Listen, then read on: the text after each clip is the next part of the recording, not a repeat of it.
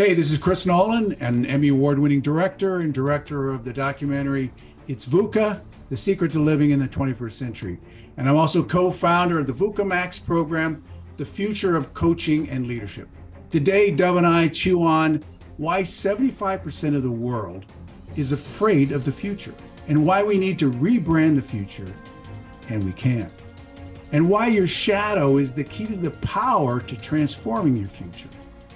And how positive VUCA is the key to going from resilience to anti-fragile resilience. So stay tuned. This one's going to rock.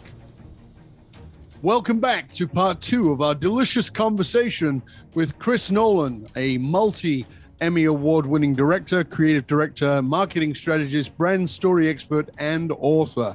In part one of the show, we went into some pretty interesting stuff. We talked about this idea of dealing with all this chaos of everything changing so fastly. We talked about how many kids, like 50% of kids, feel like humanity is doomed. 75% of people are, to say the least, nervous about the future. And what we can do, how we can step forward into a different idea of what that means. And that we need to be really prepared for these things and get out of our own limited linear biases and really start thinking more exponentially, because things are coming at us exponentially. What we can do about that, Chris talked about some of the projects she's worked on that is helping people understand that this idea of what VUCA is, which we've all sort of come to know, which is in the way that we know it, which is volatility, uncertainty, complexity, and ambiguity, but that there's a positive side to VUCA. And if you, for some reason, you didn't catch the first half and you're just finding this now on your player, go back, listen to part one. I think you'll find it quite fascinating and it's going to give you some real insights. We want to jump back into part two here. And every one of us, we talked about the beginning of part one, Chris, how you had sort of had this moment of awakening at 27 years old, Right. where you left the corporate world, you decided to follow your purpose and your passion and move into film in its different ways. But you also talked to me privately about how there was a turning point in your life that happened that defined your leadership and your business philosophy, and it's changed quite a bit of what's the way you're looking at things. Talk to us about the man who had that impact and what that was about, how that came about. Well, I think we're talking about Dr. Phil Stutz,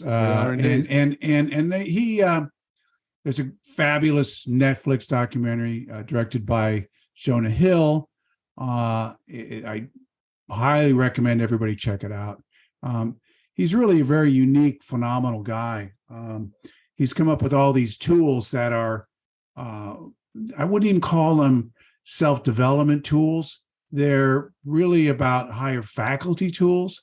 I always love something you talk about, Dove, when you say that people aren't broken, right? No.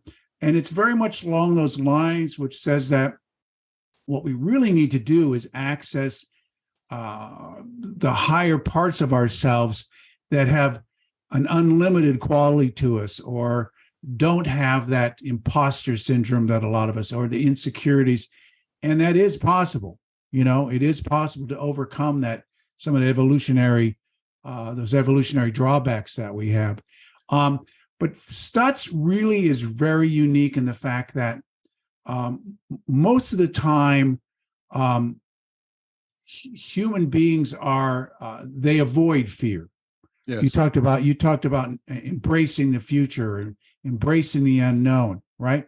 So Phil dealt with a lot of actors and directors and movie studio heads who deal with that all the time. They're exposed. When we talk about something in our program called Creative Flow, we'll talk about vertical learning. This is part of that, because what this does is it really, when you go into the unknown and when you deal with fear, you expose your shadow. Yes. It comes right out, right? So Phil has a lot of tools that have you actually embrace that shadow as part of your power. He actually has you embrace fear. He has a thing called the Bring It On tool, where you actually says, pain sets me free. Yep. Okay. And it actually takes you into a higher light. Now it sounds a little bit woo-woo, right? But and a lot of his tools are along those lines where they seem kind of strange to do them. But once you do them, you really go, whoa, they actually jolt your system, because you're dealing with kind of a, and I don't even say it's an Eastern philosophy, but it's along those lines, right? Sure. So he made a big impact on my life, because when I went from being even a commercial director to a TV director, and dealing with 100 people on a set, we'd lose a location, an actor would have a drug problem. There was a lot of complexity and uncertainty and volatility, right? Sure. And studio heads would give you notes and all this kind of stuff. And I was dealing with more of what we're talking about at VUCA, more chaos, Yes, more complexity. And that's what he dealt with. I mean, that was his deal. So he really changed my life to it was, and his tool is actually called reversal of desire. I call it the Bring It On tool, because it's bring on. Your desire is to avoid pain. Mm-hmm. Okay. This is the opposite of that. You go right for it. Give me an example for your audience. Let's say you're at a moonshot goal. For instance, we had some people in our cohorts. We had just a cohort with people all around the world. We had for our VUCA Max program. One wanted to be a stand-up comedian, right? And I said, have you called any stand-up theaters or places? He was in Florida, right? No. Right? Well, why not? Well, I'm working on it, right? Well, some of my best friends, one of my best friend ran the Improv, right? Right. And I said, no, you have to call. You have to pick up the phone and you have to call, right? And if they don't call you back, you call again, right? And if they don't call, you call somewhere else, right? And you have reversal desire. You goes, because what you're dealing with is the imposter syndrome. You're dealing with negativity bias. You're dealing with all those biases, right? And you have to push through it. Otherwise, you don't get your moonshot goal. And it's the same with somebody else who wanted to be a holistic healer, and she was from Mexico.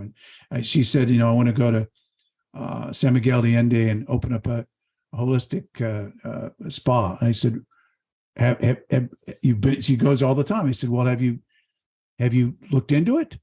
Have you called any holistic spas? Have you done any? No, I'm working on it. No, you have to do these things, as we've talked about. You have to embrace those things. And I just said, keep your dreams. Did you watch the Academy Awards last night? I didn't. Okay. Well, the guy who won the best, not the best actor, no, not the leading actor, best supporting actor, was the kid that was in Indiana Jones, and he was the he won for the director, didn't he? Wasn't he? Well, that was the movie Everything Everywhere at Once. I think he the best supporting actor won, the director won, the movie won, and the actors just amazing, above the line. I think it's the most ever. But 50 years later, Harrison Ford's little guy. Yes, exactly. And Harrison Ford came up to him. He was crying on stage saying, it was so exciting. I'm here as an example. Don't give up on your dreams. Keep your dreams. Keep going. And that's, Dove, luckily we're only 39 years old here. So, but it goes fast.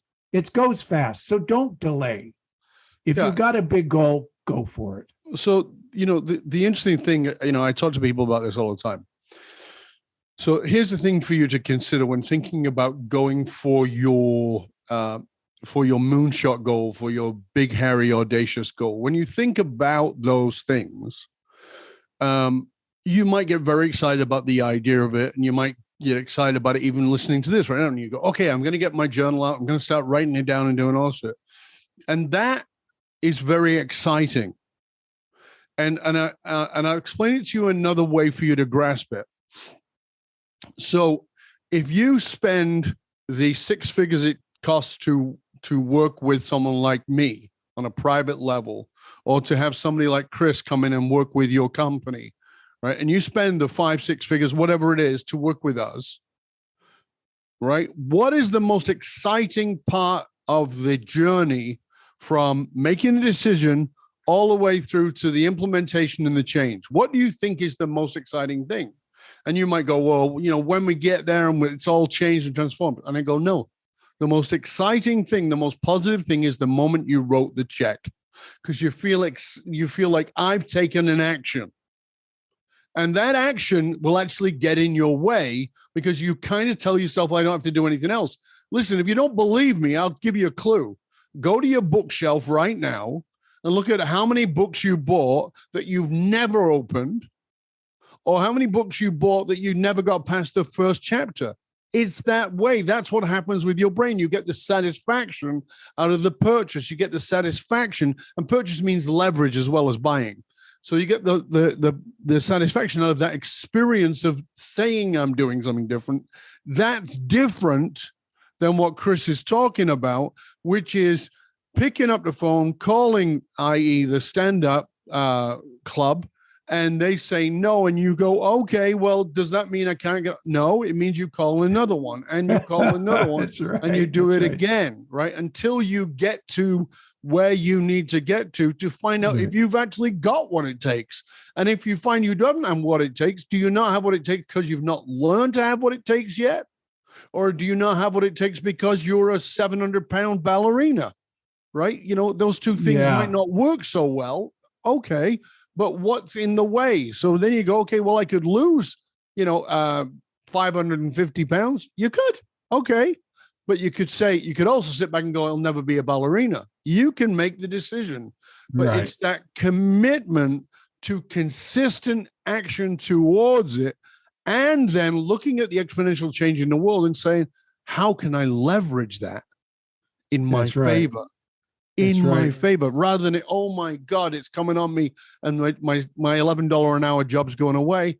Great, good. Get rid of it. That's great. Yeah. Well, the thing you're so right. General Casey, as we talked about, says that in VUCA, the most important thing is an offensive mindset. Not to be offensive, but an offensive mindset. Because what I think what you're talking about, and I've been as you have, I've written those checks for different things. And one of the things like Stutz is so great, and I'm sure you are, and the thing that I do is accountability, because the journaling is great. Because if you take the journaling seriously, what you're really doing with journaling is you're visualizing. And if you just think you're writing, then don't do it. Because you really need to sit down and say, this is my vision for the future, and I'm committed to it. I'm committed to it. Okay? I'm leaving the past behind. This is the new me. This is my new story. This is the new story. But you just can't live in the you would call that the field world. In other words, you can, it's good. You've set the intention, you give your emotional intention, you feel positive about it, you feel excited by it, you feel joyful, you feel grateful for all of that, and you put yourself, you be that. Great, yes. Fantastic. Unfortunately, we live on a plane of duality, which means you have to live in the 3D world. In the 3D world, you have to pick up the phone, or you have to email, you have to do things, right? Now, it's actually a combo, I think, and I think you might agree, Doug. It is a combo of being what we call working in the field, feeling it, being it, doing it, right? Mentally, physically, so you feel that you are that new person. But at the same time, you have to acknowledge that there are some action steps that you have to take, right? You can't just imagine flying a plane, right? You have to fly a plane. Sure. Right? So that's kind of but I think you're right. Accountability is the big thing. Yeah. Accountability is a big thing. And I think that the other thing around it, what you're talking about, is this willingness to confront the fear. Because you look at whatever it is you want to do, and your mind quite naturally will come up with reasons why you can't. As you said, we have a negative bias. And so what will it take So yesterday I was at a film premiere. That's why I didn't see the thing. I was at a movie premiere, and the movie is called The Cure for Hate. It's a documentary. Oh, wow. And I'm featured in that movie, but it's not about me. It's about a neo-Nazi. A neo-Nazi who's a very good friend of mine. And so you go, hold on a sec, aren't you a Jew? Yep. Because he's not a neo-Nazi anymore, but he was when I met him. He ran the largest neo-Nazi movement in Western Canada, and he went to the Supreme Court twice to try and get certainly British Columbia to be white. He was part of some very dark things, and we were at the Jewish Film Festival yesterday showing this movie, which is The Cure for Hate, and it's his walk through Auschwitz.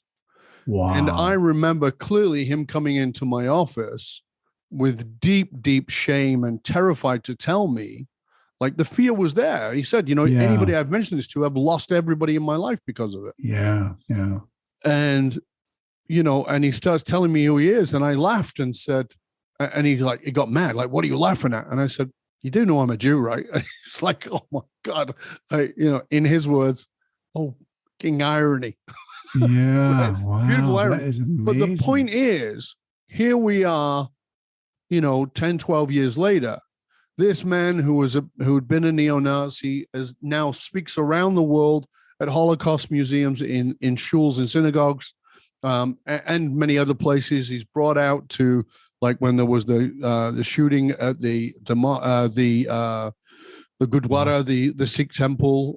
He's brought into all those environments. Wow. He works with government agencies to help remove the radicalization. The transformation at every level has been confronted by massive fear. He now has a book out on it, and has a movie about it, and it's all confronting fear every step of the way. Sure. And when we went back just 2.5 years ago, we went back to the very first synagogue that he committed an act of violence based on his ideas back in those days.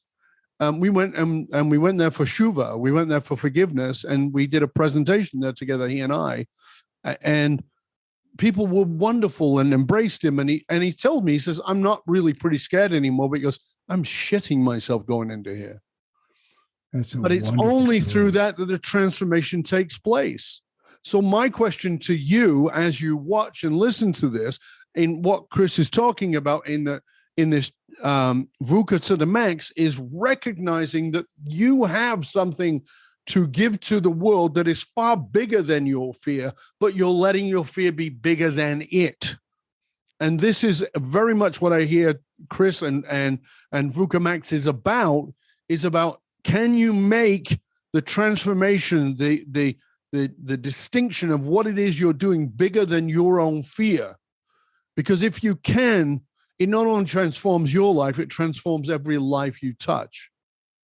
That's fabulous. It just brought tears to my eyes. That was such an amazing story, Doug.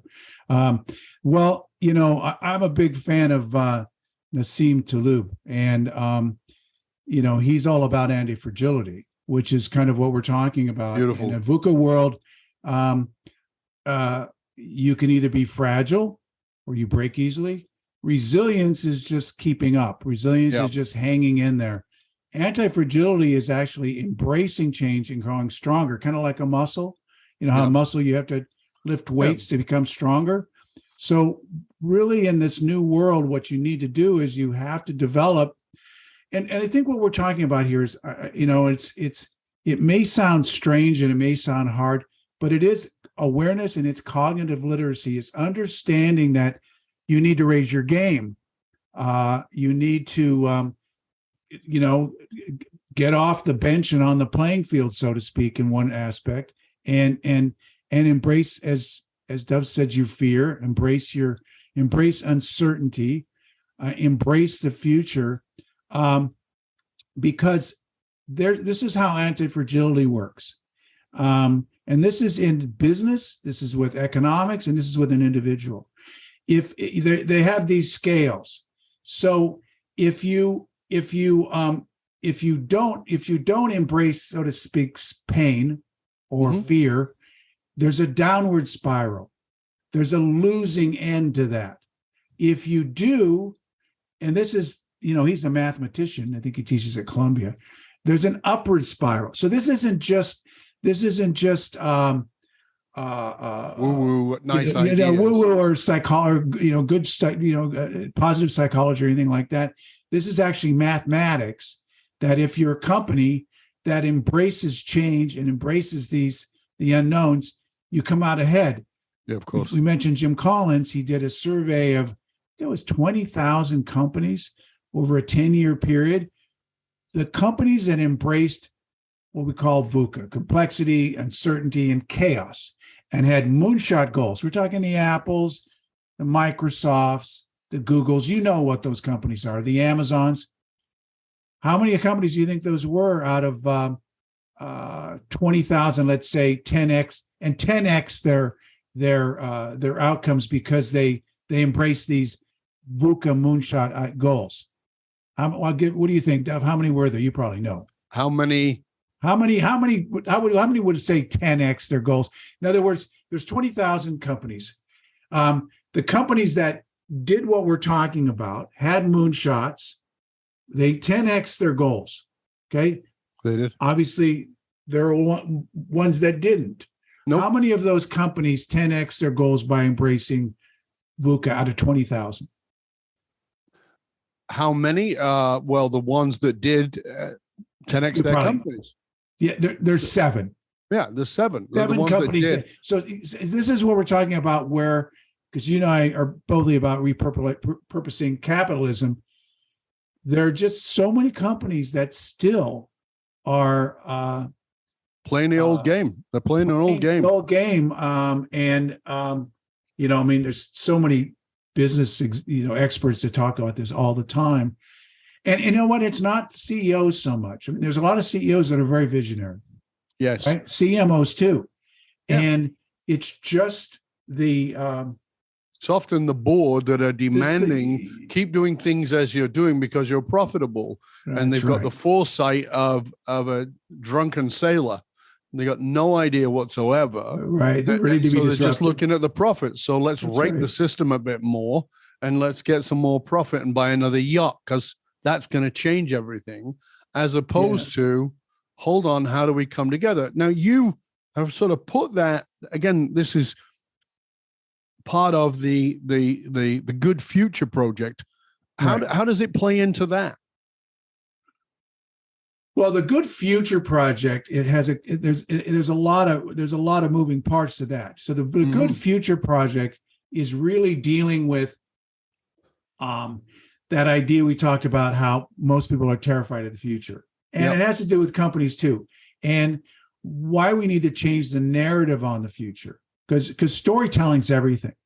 Now, I could give you some background how storytelling works. Everything is a story. Tesla's market cap is a story. The reason the banks are failing, are basically the story. They had a run, right? People didn't think the bank was solvent, right? So everything is a story. Even the future is a story. A city, a country, a future can be rebranded, right? Yes. In fact, I wrote another article on LinkedIn. It's really good, called "Can We Rebrand the Future?"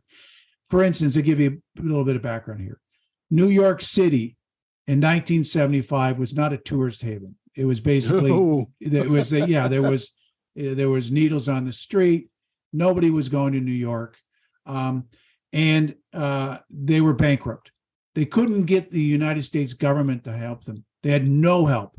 Nobody was interested in helping New York. They had almost written it off, right? In fact, not only has it so written off that when New York Tourism Board went to advertising agencies, no advertising agency would take the job except for one, Wells, Rich and Green, 2 women, right?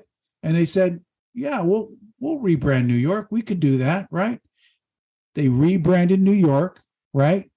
And by changing the story, flipping the script on the story, right? They changed basically the concept of New York, and they never looked back, right? So what we do, how we do communication, all of this stuff is very, very important, because what's happening now in the future is that the future is actually better than we think. It's not a utopia. It's not a dystopia. It's what's called a protopia. It's actually incrementally getting better. Now, is there dangers to ChatGPT and to generative AI and to robotics? Absolutely. Right? Absolutely. 100%. And it needs guardrails, and it needs stop signs, and it needs seat belts, just like the car did. Right? But it's too far gone the other direction now. There's nothing being done. It's just all of this wild stuff coming out about how this is apocalyptic and this is going to happen, and it's taking jobs away. But there's another part of it, okay, to the Good Future Project. So we have many on the future of the planet. We have a new way of looking at that. The future of food, new way of looking at that. Future of AI and technology, looking at that. But it does get into stuff like the future of economies. It does get into basically rebranding capitalism, because what we have right now, I'm giving you a lot. That's why I said there's a lot of moving parts. Because what we have right now is an unsustainable system. Because we have people making, trillions of dollars, right? Laying off 5,000, 7,000, 10, not worrying about the impact, right? And that can't keep happening, because it's only going to, as we said, exponentially increase. And if they don't start getting conscious, right? And we have a thing called the VUCA Max line, which is really about conscious leadership. As you just said, let's just speak a second here on this. But 95% unfortunately, 95 or 90% of the people out there, especially executives, are unconscious about this. Oh, absolutely. They're just not aware of the societal impacts of what we're creating here, right? And that's a whole nother discussion we could have. I mean, that could go on and on about that. But basically, we're on the same page, you and I. The Good Future Project is about the societal impacts of VUCA Max. Yeah, I want to be clear here as we get towards the end of this. I'm a capitalist. Me too. Yeah, we're both capitalists, 100%. But I'm not a neoliberal capitalist. I'm not a cronyist. And if you're not sure what those are, go look them up. But the point of it is that there has to be a consciousness, and there's a lot of talk around conscious capital, a consciousness around capitalism. I think that there's no better model we've got than capitalism, but there is a lot better model of capitalism than the one we've got, and that's what you're talking about. Is right. This idea, this understanding that instead of it, I have no interest in the hard left's Marxist ideas. I just think that those people are way too young and haven't read their history books, right? If you look at anybody who's tried to balance everything out and make sure everybody gets a fair share and a fair shake, well, guess what? 20 million people died in Russia because of that. Under Chairman Mao, millions and millions and millions of people died. All the ones who've tried to do that. Pol Pot tried to do that in Vietnam. It's always been the case, and it always is the leadership to fascism and a dictatorship. This is not the process.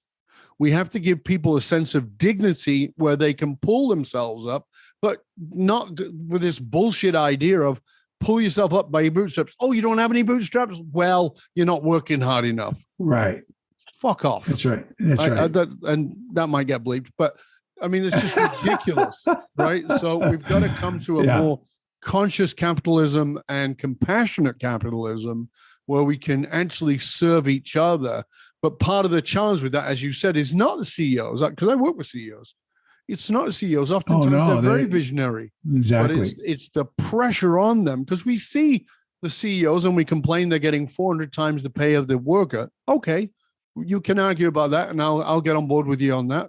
But at the same time, those guys, we tend to think that those are the ones who, like, nobody answers. They don't have to answer anybody.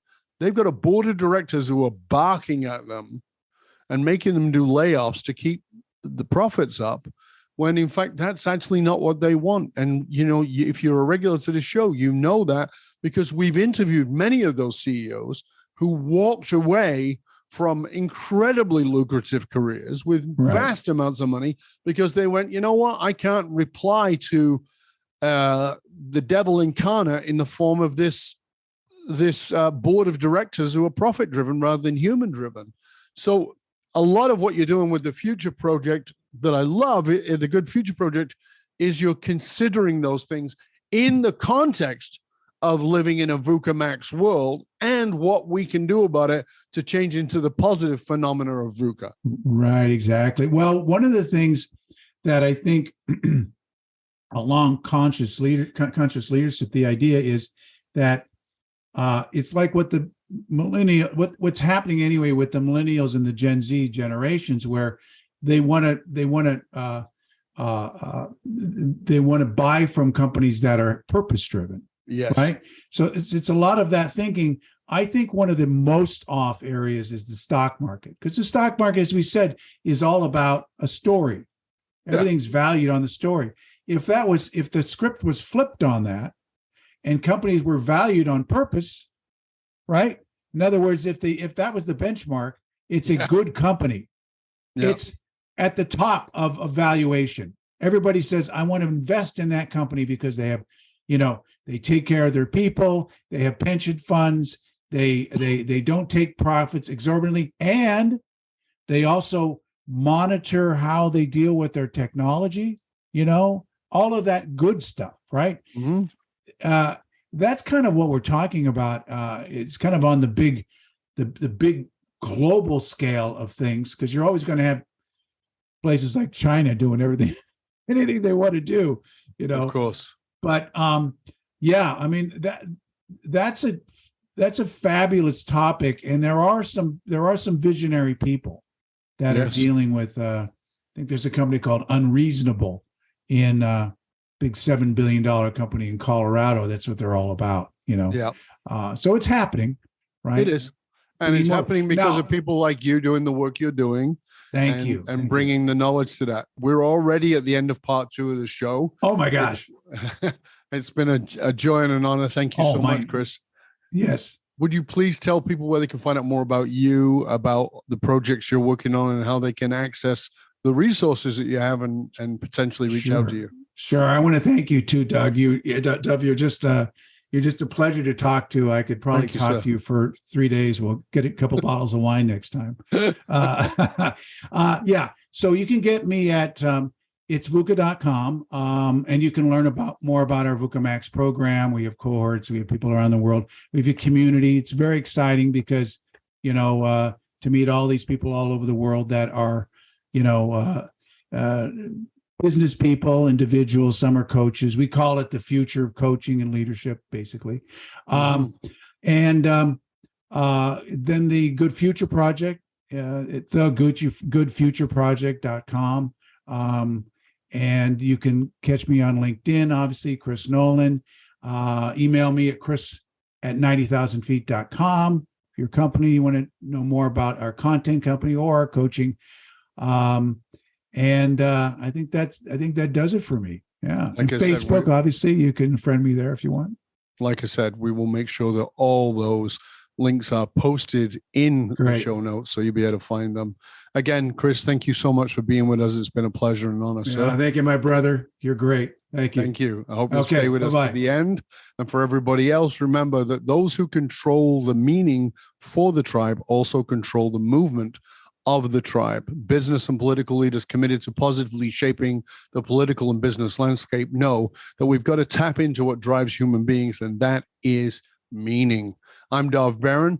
I show businesses, teams, and leaders how to harness their emotional source code to move their tribe, because unified, actualized meaning is the one single monolithic difference between mediocrity and greatness in individuals and companies.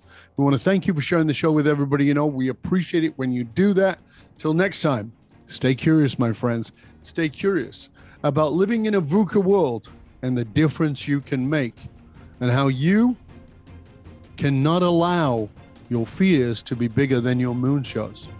Because here's the key. if you don't do it, who will suffer?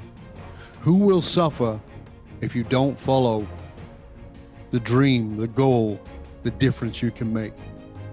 Make the world a better place by dreaming beyond your fears. Not in a woo-woo sense, but in a really practical sense. The world needs you. You did not get your dreams by accident. They are your heart and your soul crying out for expression. Till next time, I'm Darv Barron. I'm here to assist you, tapping into your deepest meaning to reach that next level of clarity, focus, purpose, and profit in your business, your life, and your leadership impact. And I am out.